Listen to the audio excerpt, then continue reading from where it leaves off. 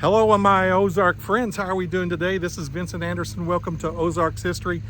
We're a little gussied up today. We're in the big city of Springfield, Missouri, the Queen City of the Ozarks.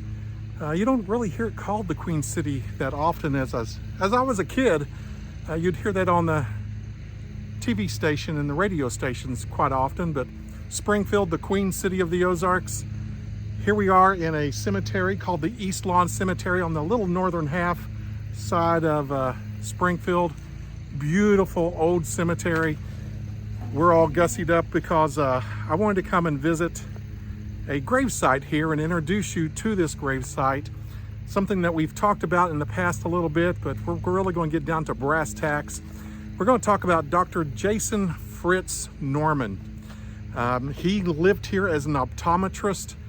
He was born 1854, Fulton County, Arkansas. Now that part right now is Baxter County, Arkansas, so he is a Baxter County boy. He grew up around Mountain Home. During the Civil War took place, his father and mother had to come up here to Springfield to live. They were Northern sympathies, but his mom, who is very near and dear to Colonel Casey because of family relationship, apparently by some documents and letters we have here, she gave Colonel Casey a heads up when danger was headed his way, and we're going to discover that in some of these letters today. So he's buried here, but after the Civil War, he went back to the male and female college in Mountain Home, Arkansas, graduated, became a school teacher. After that, he went up to Noble, Missouri. He was a postmaster. After that, he worked with the church also. Then he came on up to Seymour, Missouri. At Seymour, he was the owner and editor of the Seymour Headlight newspaper. And after that, he came on up here to Springfield, Missouri, worked with the Christian church. He was a very loyal Christian, very devout, worked as in churches here in Springfield, and worked as an optometrist. He was well known also as a historian.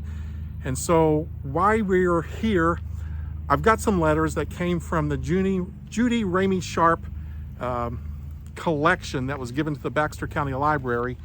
Through there, his papers and letters came through, and I'm starting to look at them, and there's some things referenced in his letters and stories that are not in that's not in the history of Baxter County. And he starts alluding to some of these things here, and also he starts shedding some light on the family members there in Baxter County, Arkansas, and what went on. So I made a copy and kind of did some editing so I can read it, made the lettering a little bit bigger so I can read it. He was actually writing to Miss Shiras in Mountain Home, Arkansas, because Frances Shiras ended up making the History of Baxter County book. And from there, Marianne Messick took Frances Shiras' book, and she went on and made the History of Baxter County, the Centennial Edition, for 1973. Now, we're in the cemetery. This is a working cemetery, so you're going to hear lawnmowers in the background, so that's just the way it is. But we're going to go ahead and read the letters, and so we're going to start here, and it's dated March 30th, 1936. So, dear Mrs. Casey, and at the very top of the letter, there's a hand notation. It says, one of the first students of the Mountain Home Male and Female Academy. He's graduated from there, and so Mountain Home's pretty proud of him. And here he goes into his letter, and this letter is going to talk about Colonel Randolph DePriest Casey a lot. Dear Madam, your much appreciated letter of January 19th was received in due course of mail and read with much interest. I read and reread till I got your ideas pretty well. Yes, I knew Uncle Rand Casey from my boyhood days. We lived near him before the Civil War and bought goods from his store and again after the war. We, speaking to Mrs. Casey here, Frances Shiras Casey, we are the same relation, so they're related, they're cousins.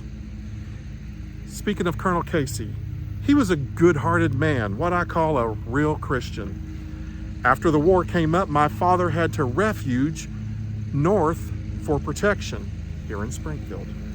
Although he was a Southern man, speaking of Uncle Rand Casey, My people were all on the other side, but we liked him, and we thought if he was in any danger, we kept him informed as my mother kept in touch with the Union soldiers. Oh my goodness. She's a spy. She's letting you know what's going on up here. So she kept Uncle Rand posted as to his safety. When she thought he was in no danger of being harmed, she always told him so. And when he thought he could conduct himself accordingly. Now, along towards the end of the struggle, things got a mite hot. She heard Uncle Rand threatened and advised him to go south for safety, which he did. The best place to go south in the mine during that time, it was referenced in other places, would be at least to Batesville, Arkansas. At least get past Calico Rock down to Batesville. But Batesville wasn't the best place either, because we started having Union troops showing up in Batesville, Arkansas. So she advised him to go south for safety, which he did. And after the war was all over, we got back home and we associated with him again. And in due past favor, he always was a friend to us, and likewise we to him. As I understand it, when he came to that country in Baxter County, he left 2 married daughters in Tennessee. Here's some family trouble. Mrs. Hicks and Mrs. Paul. And he had a wife, but she was his second, not the mother of the 2 girls. I understood that the 2 girls raised so much trouble about his second marriage, and in order to quiet them, he had to give each one a good farm. That would be in Mountain Home, Arkansas. That was the Paul place and the Hicks place. As far as the 2 girls refusing to have anything to do with him, it was a mistake. From all outside appearances, they were all good friends. Although there might have been an undercurrent of prejudice or malice in the family, and that the public did not know much about it. As far as alcohol, here we go. Uncle Rand being a drunkard, there's nothing of it. So there was a rumor about Uncle Rand being a drunkard. There's nothing of it. More than he said, just drink a little whiskey. And I saw him at one time so drunk, though, he could not take care of the store. He was a partner with his nephew, Dr. J.M. Casey, who took care of the store when he was drinking. He did not drink any more whiskey than Uncle Paul did, and I doubt as much. I saw Paul, listen to this one, I saw Paul as drunk as a badger once, but it was not a common thing. Uncle Rand came to Arkansas several years before the war. He got a hold of a lot of land, the Paul and the Hicks place, being a part of it, and that he had a lot besides of that land too. The land where it stood was, the land where the town stood was his, and he built the first business house of any kind of a house there, and that was his own way, before the town was even laid out in 1870. So there's a notation on the letter also, handwritten in nice cursive. It says the building, speaking of the Casey house, is dated 1858 on the chimney stone. And today we can actually go look at that same chimney stone. He was very enterprising and was an important figure in the Baptist Church of Mountain Home. His second wife died. Lizzie Smith, who was a niece to Mr. Hicks, was his housekeeper. Pretty soon, he and Lizzie Smith got married. And more trouble again. And Lizzie was good, honest, hard-working girl, the best character, but the Paul and Hicks families thought that she was not high enough toned for Uncle Rand. But after the battle was over, the smoke was cleared away. They were all friends again from outward appearances. After he and Lizzie were married, a couple children were born, and I saw Uncle Rand uptown one day with 2 little boys. I suppose that was your husband was one of those little boys. That Sunday would be another one. Now, I suppose that your husband was one of those little boys that Sunday, and that would be another one for Uncle Rand. Now, when Uncle Rand first came to the country, he located about a half mile east of where the town is located now. He had a store, and Sam Russell was his clerk. At any rate, in this way, that's how I understood it. Later on, he moved to the Paul place, which is always called the old Casey farm. Now, in regard to his age, Uncle Rand Casey's age, here it goes. I will say that he was at our house on February or March 1870, and that he was holding his age quite well. He also said that he was 66 years old. And then I figured and made his birth about 1804.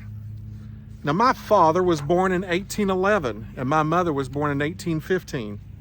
Uncle Rand was older than any of them, and I think I'm right about his age. Now, the last time I saw him was in June of 1894, and he was in the store just a-calling. And he said that his eyesight got so bad that he could hardly know his best friends. The last write-up that I sent to the bulletin was about Uncle Rand and his foxhounds. We'll read that soon. I guess you've seen it. I had a request from the bulletin to write up a history of Mountain Home for a historical number for the paper to come in June, and I guess you'll see that. Until that time, I will have nothing to say. I am in my 81st year. I was born December 23rd, 1854. I am handing you a clipping herein that I cut out from the Springfield Daily. It might be some interest to you. Know that I have told you in this letter the way that it appears to me. As you wanted all the information you could get, as you have wanted all the information you could get, I have taken pleasure to give you, and I want what was on my mind and on my fingertips given to you. I do not want to expose of any of the relatives, but it's true to the best of my ability. And of course, I do not want to get into any controversy over the matter. Thank you for your letter, and I hope someday to meet you. Very respectfully, Jason Fritz Norman. There we go. Now we're going to read the second letter from that was written. Frances Shiras, she was writing back and forth. And so here's another letter. Referring to your letter of several months ago, we just read, I have recalled a few more instances, but I fear I am too late to be of any value to you. And in fact, I do not know whether they would be any worth to you much that I had been on this time. If I remember right, you asked information concerning any fights or skirmishes that took place during the Civil War. I recall none in the immediate vicinity of Mountain Home, yet nearby there were a few which I can recollect, especially if I recall them because of some of my father's family were involved. Sometime during the fall of 1863, a few Federal boys had gathered at the farm which adjoined the farm which was of Bob Arnott, now resides on the west. There were possibly a dozen in the bunch. And when a bunch of bushwhackers crept in on them during the night and fired on them, then there were several shots exchanged. One of the Federal boys was killed, but none of the bushwhackers got hurt. The man killed was named Ike Trivett. A family by the name of Crawford or Lance lived at his home at that time. That same year, there were a lot of robbers which belonged to the Confederates were lying out and hiding in the region of the country a few miles above where Cotter is now located. And there is a cave in the hills near the White River, and they were hiding in this cave. Some of them, however, were on horseback. The Federals got a tip. They hunted down the spot, routed them, and killed 2 or 3 of them, maybe more. My brother Jehu Norman led the posse. He rode a small black mare which he called the Queen. Now, Queen was very fast on foot, and my brother was a fine marksman. And he knew one of the men who were hiding, whose name was Shelt Williams. You need to remember this one, Shelt Williams. Williams was an old man and a very, very large man. He tried to escape on horseback, and my brother took off after him on the Queen and shot and killed him, speaking of old Shelt Williams. As they were on the chase, they were running through the woodlands, and after Williams was shot, he ran past a tree, and Williams' head struck a tree, which finished him. Now, there was a man by the name of Jim Parnell that they were after. 2 or 3 of the boys were after him and shooting at him. After my brother had killed old man Williams, he then turned and helped the other boys that were after Jim Parnell, all shooting at him, and he fell off his horse dead. They did not know which one of the boys killed Jim Parnell. It was a mystery. The remainder of the bunch succeeded in making their escape back to Springfield, and there was a grudge existing between my brother and Williams. Now, I just got to stop right here. This is a very important story because Silas Turnbow writes of the same account about the death of Shelt Williams. And it's called Sad Accounts of the Civil War. And I've done this story before, but I'm gonna read this so we can correlate this. Sad Accounts of the Civil War by S.C. Turnbow. In giving an account of another sad affair in war times, Miss Jenkins said that there is a bottom on the south side of the White River a few miles above the old Talbert's Ferry that is known as Cave Bottom. It was then called an out-of-the-way place, and it was secluded that it was deemed an excellent spot for the men to hide on the approach of an enemy. Now one evening, during the winter season while the snow covered the ground, Shelt Williams, Jack Tate, John Wood, John Tyler, Jim Tyler were all in hiding, and they were attacked by the enemy. And Shelt Williams, Jack Tate, and John Tyler were killed. Jim Tyler feigned death by falling on his face in the snow after he was slightly wounded, and his foes, thinking that he was already dead, did not go to make an investigation to see whether life was extinct or not, and thus he escaped with his life. John Wood was mounted on a small, resolute mule, and a rider compelled the animal to plunge into the ice-cold water of the river and swam across the north shore. He then rode a few miles up the river, swam back on the south side again, and arrived at our house just before daybreak. This is the Jenkins house. Mr. Wood was bareheaded and nearly froze. Here it goes. The dead body of Williams, Chet Williams, was hauled home and buried there in a shallow grave. He was buried in the same clothes that he was killed. A few pieces of plank were substituted for Shelt Williams' coffin. Jack Tate was buried at Flippin. We do not know where Tyler was buried. And so we've got two men correlating the same incident during the Civil War between the Union and some of the Confederates down south. So there was another big cave in the community called the Saltpeter Cave. This is another good one. We've talked about this in Ozarks history. We've got video of this.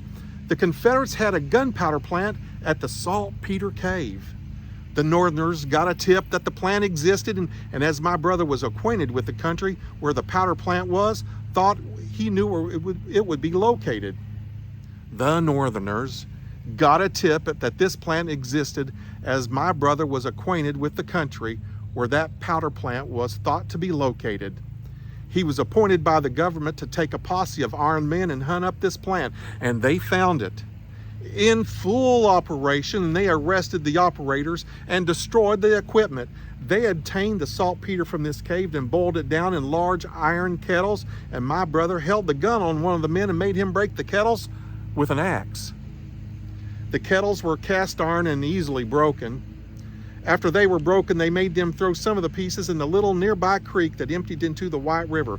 That is right by a little island called Cane Island. That's the very head, and there's a little creek that trickles down by it right below the Saltpeter Bluff. After they were all broken, they threw some of the pieces in the little nearby creek that emptied into the White River. That's it right there. I was about 8 years old, and I remember hearing my brother relate the circumstance when he was home from the Army. I listened with much interest and well remember every word he told. My brother was born in Georgia, October 1843. He was about 20 years old during his most active career. He was about 135 pounds, blue-eyed and sandy complexion. After we lost our property and run from our home and so badly treated, my brother spent the rest of his life trying to get even. Heard him say that there were 4 or 5 men that he intended to kill even after the war was over. He was killed in a gun battle in Ozark, Missouri, October 1865. It was best for me that he lost his life when he did, for he would have caused me no little trouble, although I was in no way to blame. He never did a real mean trick. All of his meanness was in a way of retaliation. In the fall of 1862 or early 1863, a bunch of our boys contacted a lot of Confederate bushwhackers in Ozark County, Missouri on the old Salt Road near the Branton Place, about just 20 miles north of Mountain Home. They had a gun battle, and my brother-in-law, Bill Cooley, was shot, but he got over it and continued his service in the U.S. Army. On April 1864, my father was killed in a gun battle between a bunch of possible 8 or 10 on each side. This was in the neighborhood, not a great way from Oakland, Arkansas. Miss Shiras, I do not know that these things I'm telling would be a help to you or worth anything to you. But as you are writing the history, as you have stated heretofore, and merely making these mentions as they might in some way give you a bit of light. I'm not remembering any of them through any ill will whatever, but for some of my friends tell me I have a remarkable memory and just like to think of some old things. Why can't I remember it? I cannot tell. I just remember it. If I say anything that is no value to me, just throw these sheets into the fire and forget about them. The writing of your history, I think, is a great undertaking and certainly takes a great deal of time and lots of study and superabundance of patience. I certainly wish you much success in this big undertaking. It will find a want never before supplied. I will close with very kind regards to all, and P.S. I, and with my family, was in Mountain Home recently. I did not get out of the car, just drove around the square, down to the new school building and back, and I pointed out the Bulletin building to my folks, the Robertson store, and a few other places of interest. Thank you, Dr. Jason Fritz Norman, Springfield, Missouri.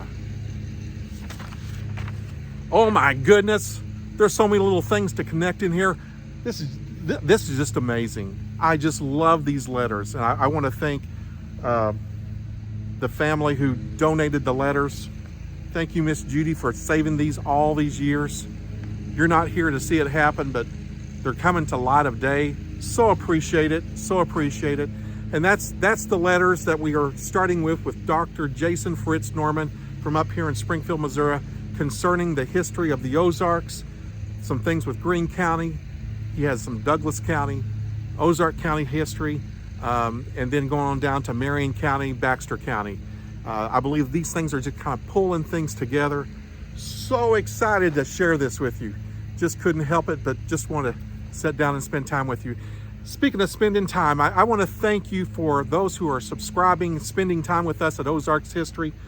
We just finished going to West Plains, Missouri. We had the 2023 Ozarks Studies Symposium, wonderful history symposium. Just enjoyed it immensely. So many good things there.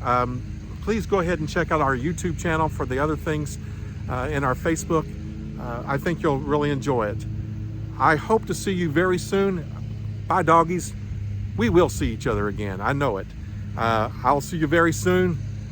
Keep your eyes looking through the Ozarks. Just love it here. Talk to you soon. Bye-bye.